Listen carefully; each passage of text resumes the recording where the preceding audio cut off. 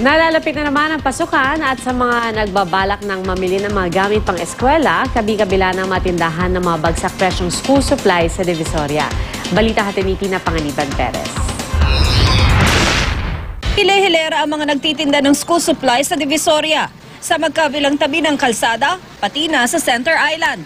Magkakatabi ang mga nagtitinda ng mga uniform. Ang blouse at polo, depende sa kalidad ng tela ang presyo, na naglalaro sa 75 hanggang 135 pesos. Ang palda, 140 pesos ang manipis na tela, habang 145 naman ang makapal. Ganon din ang presyo ng short pants at pantalon.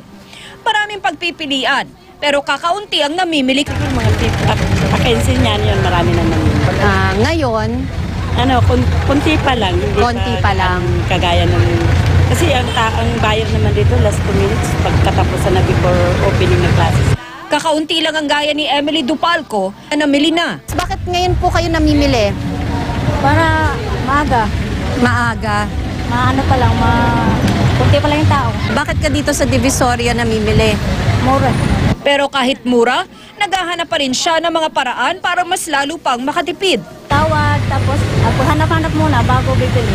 Sulit naman ang gastos ni Emily. First honor kasi ang anak niya na grade 3 na sa pasukan.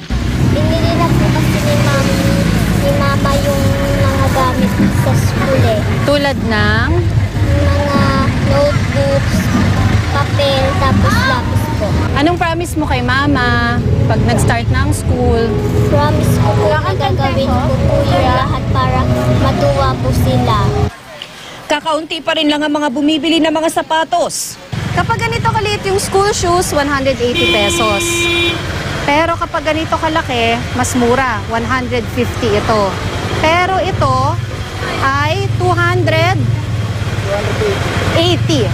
280. Ang mga backpack naman, pinakamura ang gawa sa tela na 230 pesos ang isa. Malaki ang agwat ng presyo kapag leather naman ang pipiliin. Ang notebook, 12 pesos ang nakatahi, habang 10 piso naman ang ibang mga klase. Pero may gimmick ang tindahang ito para makatipid sa notebook habang bumibili ng ibang school supplies. Kapag po bumili sila ng ganyan, mapapamura sila ng lang. Ang lapis, 10 pesos ang isa. Mas mura kung hindi branded, pero mas mahal yung matatabang lapis. Ang ballpen, 10 piso ang isa. Pero pag maramihan, 9 piso na lang.